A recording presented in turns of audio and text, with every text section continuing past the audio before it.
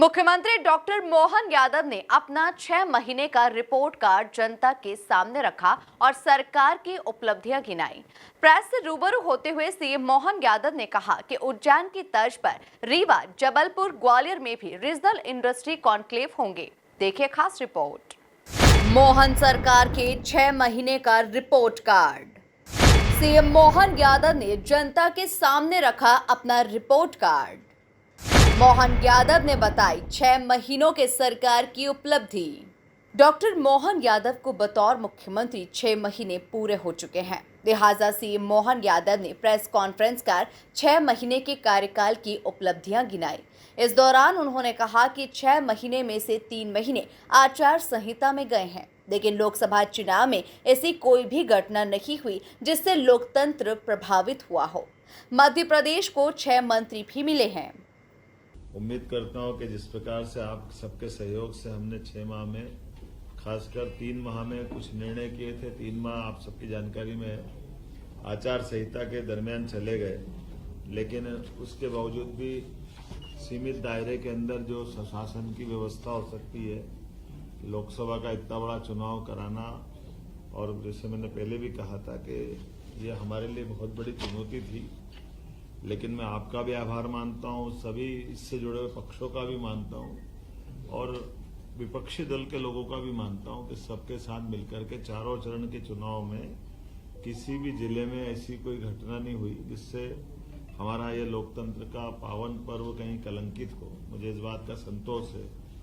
सभी पक्षों ने अपने अपने ढंग से चुनाव का प्रचार किया, अभियान चलाए, अलग अलग आयोजन हुए, लेकिन इनाल सब मिलकर के ये पूरा आयोजन शांतिपूर्वक, जो मध्य प्रदेश की पहचान है, उस प्रकार से ये अपना एक रूप लेके इसने अपना बेहतर परिणाम देकर के संतोष व्यक्त करते हुए, और एक और खास बात, यशस्वी प्रधानमंत्री को भी मैं धन्यवाद देता हूं कि हमारे अपने इस लोकसभा के अच्छे परिणाम के बाद उनने अच्छे से प्रतिनिधित्व दिया है। 6 मंत्री हमारे राज्य से बनाए हैं, इसमें 3 कैबिनेट और 3 राज्य मंत्री। छठा एल मुरुगन जो राज्यसभा कोटे से आते हैं, आप में से कई लोग जानते हैं, कई नहीं लिख पाए थे, तो मैंने इसलिए बार बार कोट किया। सीएम मोहन ने कहा कि केन बेतवा लिंक योजना के माध्यम से विश्व का सबसे बड़ा नदी जोड़ो अभियान चलेगा। पार्वती काली सिंध चंबल योजना का मसला सालों से उलझा हुआ था, लेकिन राजस्थान और मध्य प्रदेश सरकार ने मिलकर इसका समाधान किया, जिससे मध्य प्रदेश लाभान्वित होगा।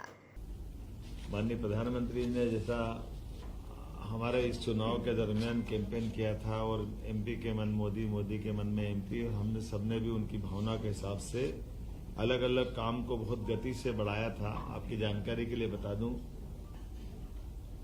केन बेतवा लिंक योजना के माध्यम से विश्व का पहला नदी जोड़ो अभियान अपने इस मध्य प्रदेश और यूपी की धरती से प्रारंभ होगा, और इसी में हमने 12,000 और 5,000 2 अलग अलग टेंडर इसके जारी भी कर दिए, और वो स्वीकृति की स्थिति में आ गए हैं। बड़ा बीच में फॉरेस्ट के लैंड का एक इशू था, जिसके कारण से उलझा हुआ प्रकरण था, लेकिन फॉरेस्ट को दूसरी लैंड उपलब्ध करा करके हमने इसका ये जो बीच का संकट है उसको बाहर करने का प्रयास किया है। मुझे एक और बात जानकारी देते हुए आनंद है कि पार्वती काली सिंध चंबल योजना, ये राजस्थान और मध्य प्रदेश के बीच 20 साल से उलझा मसला था।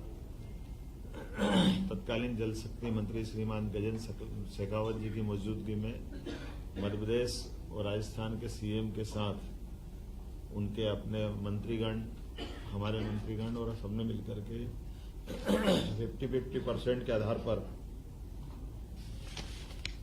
35-35 हजार करोड़ के अलग अलग प्रकार से अपनी अपनी भूमि में इनके डेमो की श्रृंखला बनाते हुए ये एक बड़ा काम चालू किया, जो बड़ी परियोजना है पीकेसी के नाम से। इसका पूरा हमारा चंबल का, मालवा का, ये पश्चिमी मध्य प्रदेश का हिस्सा बहुत लाभान्वित होगा। एक और बड़ा प्रोजेक्ट 1956 का बना हुआ गांधी सागर डैम, जिसमें 50-50% की जल राशि के आधार पर बंटवारा हुआ था, लेकिन कुछ कमी रह गई। उसके लिए भी हमने इशू उठाया और इस पर बात कर रहे हैं कि भाई जमीन हमारी ज्यादा जा रही है और पानी का उपयोग हमको कम मिल रहा है। तो हमारे किसानों की दृष्टि से चंबल का पानी का हमारा हक भी और बढ़ता है। इस बिंदु को रेस करते हुए हमने इसमें मीटिंग भी की है और मुझे लगता है कि इसका अच्छा समाधान निकलेगा, ताकि मंदसौर, रतलाम, नीमच इन जिलों के अंदर लिफ्ट इरिगेशन के माध्यम से इस पानी का उपयोग भी हम करने वाले हैं। इतना ही नहीं, मोहन यादव ने कहा कि उज्जैन में रीजनल इंडस्ट्री कॉन्क्लेव का ऐतिहासिक आयोजन किया गया, जिससे बड़ा निवेश आया। उज्जैन की तर्ज पर जबलपुर, रीवा, ग्वालियर में रीजनल इंडस्ट्री कॉन्क्लेव किया जाएगा। पिछले साल की तुलना में मध्य प्रदेश में 26% अधिक जीएसटी कलेक्शन हुआ है। वहीं सीएम ने गेहूं खरीदी को लेकर भी बड़ी बात कही।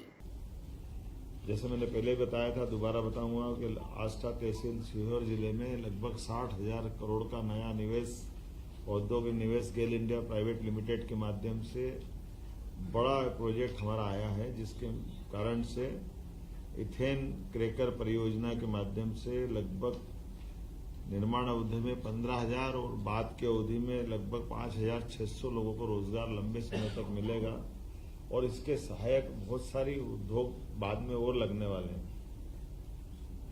कुल मिलाकर के जैसे मध्य प्रदेश में 283 औद्योगिक इकाइयों को 508 हेक्टेयर भूमि हमने आवंटित की। उज्जैन में मार्च माह में रीजनल इंडस्ट्री कॉन्क्लेव में ऐतिहासिक आयोजन किया, जिसमें 12,000 करोड़ से अधिक के ठोस प्रस्ताव हमारे बीच में आए और प्रदेश में 20,000 से ज्यादा लोगों को रोजगार मिलेगा।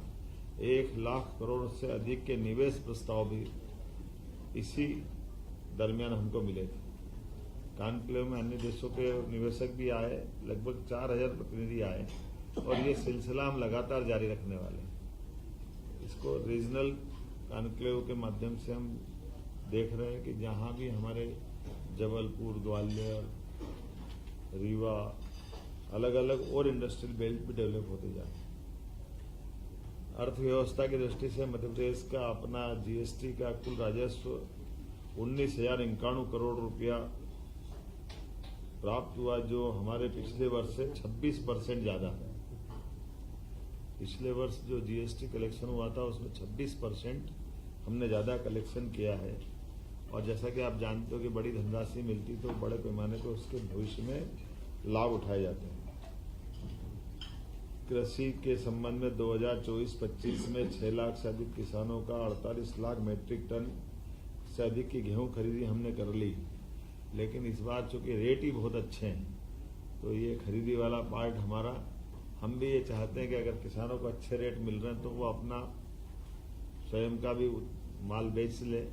अगर कोई भी कारण से उनको कठिनाई आती तो सरकार ने इसको लगातार बढ़ाते बढ़ाते जून के महीने तक हम खरीदी कर रहे हैं। आमतौर पे मार्च में भी हमने 10 मार्च के आसपास खरीदी प्रारंभ कर दी थी। इतनी लंबी खरीदी कभी नहीं चली और एक तरह से वो रेट को नीचे न गिरने देने का हमारा जो संकल्प है कि हम इस रेट से नीचे किसी हालत में भाव नहीं जाने देंगे और लगभग 2400 रुपये क्विंटल गेहूँ हमने खरीदा। उसमें 125 रुपये का बोनस हमारी सरकार के द्वारा दिया गया। जैसा हमने कहा था कि कोई योजना बंद नहीं होगी और सभी योजनाओं को समान रूप से सरकार चालू रखेगी। लाडली बहना योजना के बारे में भी हमने वही जो दिया गया वचन निभाया है। लगातार हमारी 1,29,00,000 बहनों के खाते में अभी तक 9,455 करोड़ रुपए की राशि का अंतरण हमारे द्वारा कर दिया गया। इसी प्रकार से लाडली लक्ष्मी योजना में 6 माह में 73,880 लाडली बहनाओं के खाते में बालिकाओं के 34 करोड़ की राशि अंतरित की गई। मोहन यादव ने लाडली बहना योजना को लेकर कहा कि मध्य प्रदेश में कोई भी योजना बंद नहीं की जाएगी। रसोई गैस सिलेंडर के लिए बहनों के खाते के अपने वादे के मुताबिक राशि पहुंचा दी है। अभी तक 118,000 करोड़ रुपए भेजे जा चुके हैं।